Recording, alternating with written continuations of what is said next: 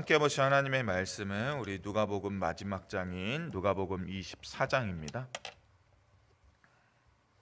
제가 가진 성경 신약 141면에 있습니다. 누가복음 24장 우리 50절에서 53절 우리 한 절씩 교독하도록 하겠습니다. 제가 먼저 50절 읽겠습니다. 예수께서 그들을 데리고 베다니 앞까지 나가사 손을 들어 그들에게 축복하시더니 축복하실 때에 그들을 떠나 하늘로 올려주시니 그들이 그에게 경배하고 큰 기쁨으로 예루살렘에 돌아가 늘 성전에서 하나님을 찬송하니라. 아멘. 부활하신 예수님의 승천에 관한 누가복음의 이 마지막 오늘 읽은 본문의 이 마지막 이 기사는 사복음서 모두에 기록되어야 하는 이 예수님의 승천 사건, 이 놀라운 승천 사건인데 사복음서를 잘 읽어보면 이 누가복음 외에는 다른 누구도 제대로 기록하지 않았다는 사실을 발견하게 됩니다. 그래서 이거 왜 다른 복음서에는 이 승천 기사가 없지? 이렇게 생각하게 되죠. 마태와 요한은 예수님께서 승천하셨음에 대해서 단 한 단어도 한 구절도 기록하지 아니했습니다. 한번 다시 한번 찾아보시면. 근데 마가만은 이제 예수님께서 이 땅 가운데 하나님의 아들로서 이 땅에 오셨다는 걸 밝히고 있는데 그의 서두에, 그래서 마가만이 유일하게 예수님께서 본래 있던 그 자리, 즉 하나님 우편의 그 영광스러운 보좌에 하나님의 아들로서 다시 앉으셨습니다를 설명하기 위해서 딱 두 단어, 하늘로 올려지셨다, 이렇게만 딱 기록하고 있습니다. 제가 이제 말씀을 준비하는 설교자의 입장에서 이런 걸 이렇게 준비하다가 이렇게 발견할 때마다 참 놀랍다, 참 신비하다, 또 한편으로는 참 흥미롭고 재미있다, 이런 생각을 하게 됩니다. 근데 우리가 잘 아는 바와 같이 이 공간복음과 요한복음, 이 사복음서는 비슷한 내용들을 담고 있지 않습니까? 그래서 왜 복음서가 4개나 필요해? 우리가 때때로 그렇게 생각하는데, 유사한 내용을 담고 있다 하더라도 이 사복음서가 저마다 분명한 의도와 목적과 대상을 갖고 있기 때문에 성령의 조명하심에 따라 자신의 복음서를 이 4명이 기록했다는 것을 우리는 알고 있죠. 그러하기 때문에 사복음서를 우리가 항상 다 읽는 것 아니겠습니까? 나는 마태복음을 읽었으니 다른 복음서는 안 읽어도 돼, 그러지 않고 마태, 마가, 누가, 요한을 다 읽듯이 그 분명한 목적과 의도가 있다는 것입니다. 그렇다면 누가가 복음서의 다른 저자들과는 다르게 예수님의 승천과 관련해서 이 자신의 복음서 마지막에 이를 꼼꼼하게 기록했다는 것은 누가만이 가진 의도와 목적이 있었다는 것을 우리에게 알려주는 대목이라고 할 수 있죠. 누가는 이 사건이 일어난 장소가 베다니라고 기록하고 있습니다. 베다니는 너무나 많이 들어본 장소 아니겠습니까? 베다니 그 장소까지 예수님께서 친히 제자들을 이끌고 가셨다, 이렇게 누가가 기록하고 있습니다. 예수님 베다니로 좀 가시죠. 제자들이 말한 게 아니라 예수님께서 그날 일어나셔서 자, 우리가 가야 될 곳이 있다, 나를 따라와라, 베다니까지 갈 거다, 아마 그러면서 예루살렘에서 베다니로 향하는 길에 오르셨다는 것입니다. 그래서 50절 상반절에 이렇게 기록되어 있죠. 예수께서 그들을 데리고 베다니 앞까지 나가사.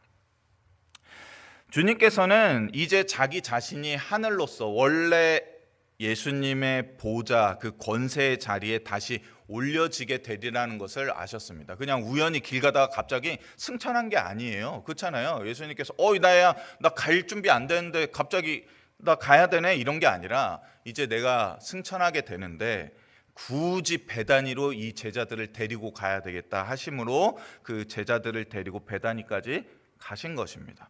즉 예수님께서는 내가 지금 죽었으나 부활하였다는 것을, 약속대로 말씀대로 부활하였음을 무덤에 찾아온 여자들에게도 알려주시고 엠마오로 가는 실망한 제자 둘에게도 나타나셨고, 그리고 제자들과 시몬에게 보이시고 마침내 11 제자에게 자기 자신의 부활하심을 온전히 나타내신 이후에 그들에게 성령이 임하기까지 이 성 예루살렘에 머물러라고 말씀하셨습니다. 바로 전 구절에서.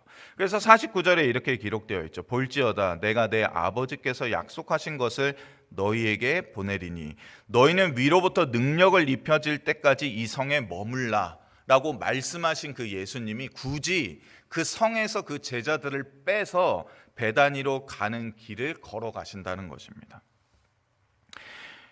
예수님께서는 도리어 내가 부활했음을, 내가 이제 곧 하늘 보좌, 저 하나님 우편에 앉게 될 것을, 즉 자신의 이 승천하심을 예루살렘 성 한가운데에서 나를 십자가에 못 박은 그 모든 사람들이 다 볼 수 있도록 예루살렘 성 안에 가장 사람들이 많이 모이는 그 성전 앞에서 그 승천의 이 놀라운 기사를 드러내셨어야 마땅하지 않겠습니까? 그렇다면 모든 사람들이 엎드려서 깜짝 놀라서 우리가 십자가에 못 박았던 예수님이 정말로 하나님의 아들이었구나, 우리가 잘못했구나 하면서 벌벌 떨면서 예수님을 온전히 받아들이고 예루살렘이 뒤바뀌고 온 유대가 뒤바뀌었겠지 않습니까? 근데 예수님은 그렇게 하지 아니하시고 도리어 베단이라는 예루살렘에서 동쪽 여리고로 가는 길목, 그 한 3km 정도 떨어진 곳까지 친히 제자들을 데리고 걸어서 약 1시간가량을 걸어서 그곳으로 가십니다.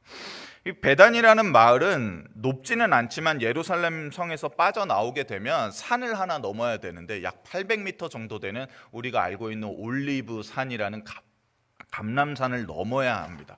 감람산을 이렇게 홀딱 넘어가야 되거든요. 그래서 지도를 찾아보시면 감람산 꼭대기에 오르게 되면 이 서편으로는 예루살렘 성전이 이렇게 쫙 내려다 보입니다. 예루살렘 성전도 뭐 좀 높은 지대에 있는데, 그리고 동남쪽 방향으로 내려가는 길에는 베단이라는 아주 이 작은 시골 마을이 보이죠. 예수님께서는 예루살렘 성전에서 쭉 빠져나와서 이 감람산을 오르셔갖고 다시 감람산을 내려서 그 산기슭 끝쪽에 있는 이 베단이라는 마을 그 바로 앞에 이르러서야 자신의 승천전의 이 마지막 의식을 행하시는 것이죠. 그 기사에 관하여서 누가는 50절 하반절과 51절에 이렇게 기록하고 있습니다.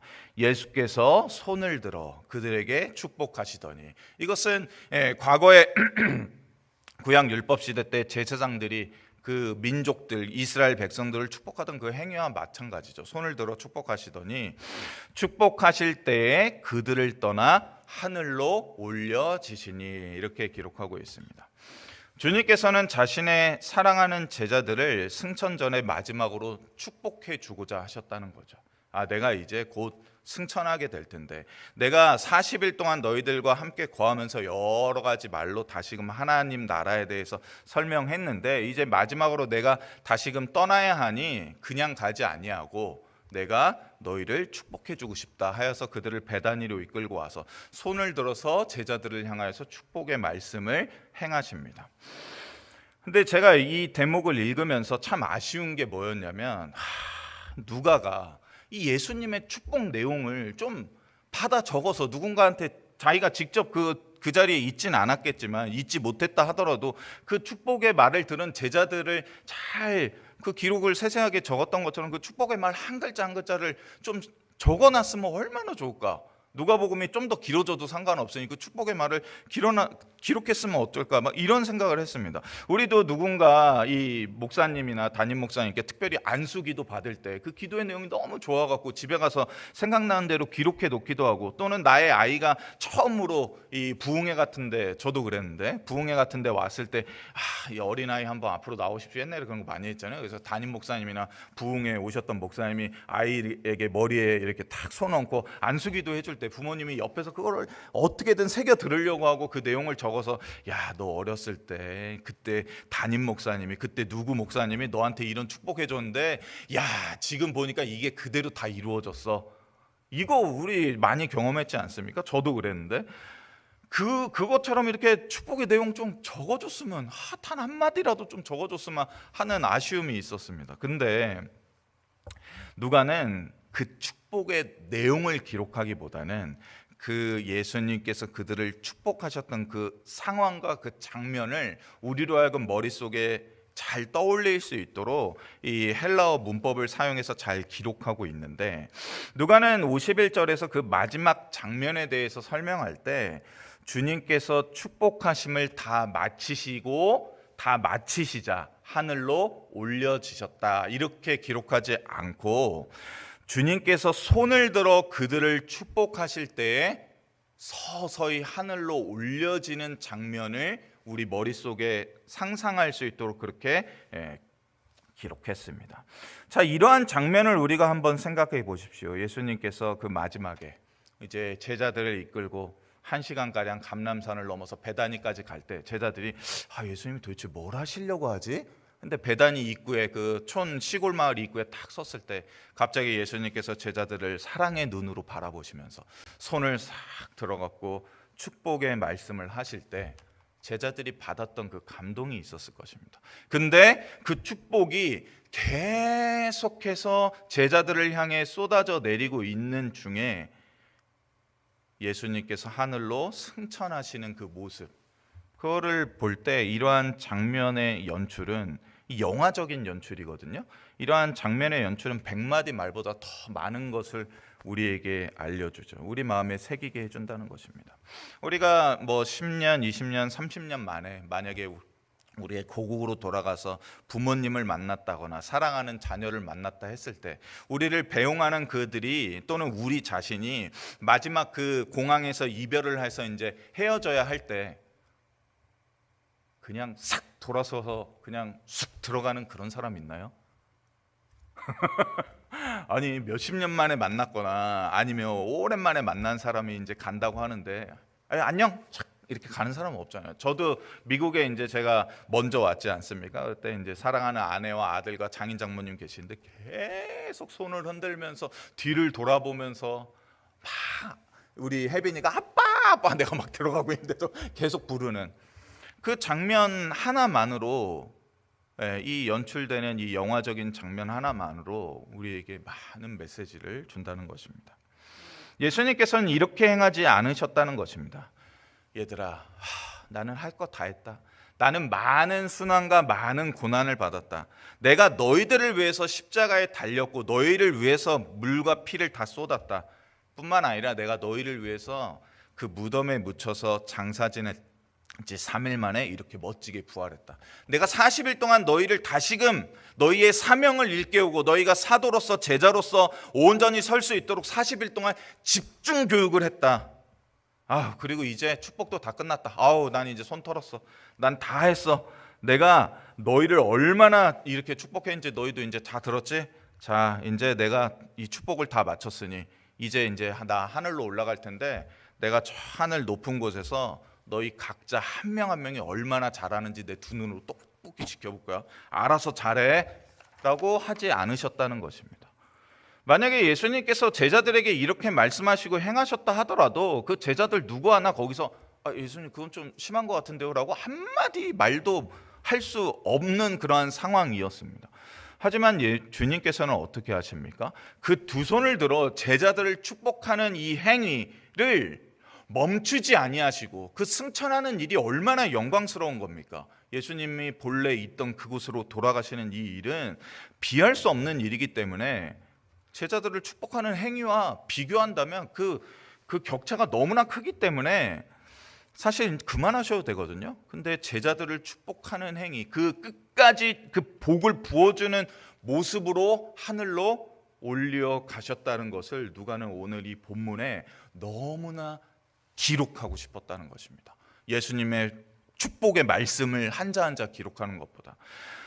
지금 우리가 살아가는 현대에는 서로를 향해서 축복합니다라는 말이 너무나 가벼운 일상의 언어가 되었지만 누가가 이를 기록하였던 1세기 당시에 신적인 존재로부터 로드, 주님으로부터 또는 황제로부터 축복을 받는다는 이러한 행위는 아무나 받거나 가질 수 없는 그러한 종류의 것이었음을 우리는 알죠. 이때 당시 로마의 시민이 되는 것, 로마 시민권을 갖는 것 그 하나만으로도 많은 돈을 들여서 즉 거액을 상납해야만 로마 시민이 될 수 있었다는 것을 우리는 알고 있습니다. 그래서 바울을 잡아왔던 천부장조차도 어떻게 합니까? 내가 돈을 많이 들여서 로마 시민이 됐다라고 말하고 있을 정도인데 로마의 시민이 되는 일에도 많은 돈을 바쳐야 하는데 그렇다면 황제로부터 친히 야, 너 이거 내 왕궁까지 와봐라. 내가 너한테 복을 내려주마, 축복해주마 라고 한다면 직접 복을 받는 일이라면 그것과 비할 수 없이 많은 돈과 재물이 필요하지 않겠습니까? 이러한 시대적 상황을 이해하게 된다면 지금 주님으로부터 한없는 복을 계속해서 받고 있는 이 제자들의 모습이 얼마나 크고 대단한 일인지를 더 깊이 크게 깨닫게 되는 것이죠. 근데 누가가 이것을 기록한 이유가 뭡니까?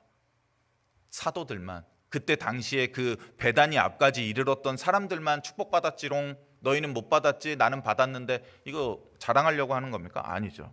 지금 예수님께서는 지금 하늘 보좌 우편에서 지금도 무엇을 하고 계시겠습니까? 이렇게 승천하신 예수님이라면 지금 그곳에서 두 손을 거두고 팔짱을 끼고, 아유 쟤네 잘 못하네, 내가 그렇게까지 해줬는데 왜 이래?